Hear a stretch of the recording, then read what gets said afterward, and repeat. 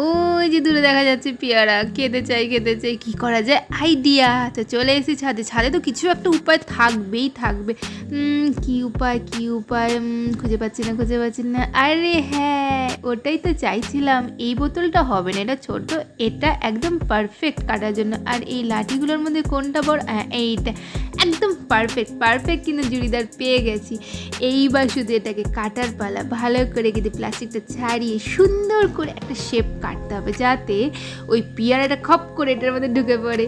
এইবার এই জিনিসটাকে ওই যে লাঠিটা আছে এটার মধ্যে কিন্তু ভালো করে আটকাতে হবে। ভালো করে যদি আটকাতে না পারি কিন্তু পেয়ারাটা কিন্তু এটার মধ্যে পারফেক্টলি ঢুকবে না, এটা খুলে পড়ে যাবে। তো এটাকে টাইট করে আটকে নিয়ে এইবার কিন্তু যাব নিচে কিন্তু নামাটা বড় কঠিন এই বড় লাঠিটা নিয়ে।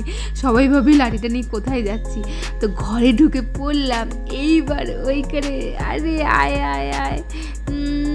আরে ব্যাস, দারুণভাবে এসেছে। একদম কিন্তু নিচে পড়েনি, ভয় লাগছিলো নিচে পড়ে যাবে কিনা। তো এটা নিয়ে নিলাম, আর ধোবো না, ডাইরেক্ট খেয়ে নেবো। কেমন খেতে? দারুণ খেতে।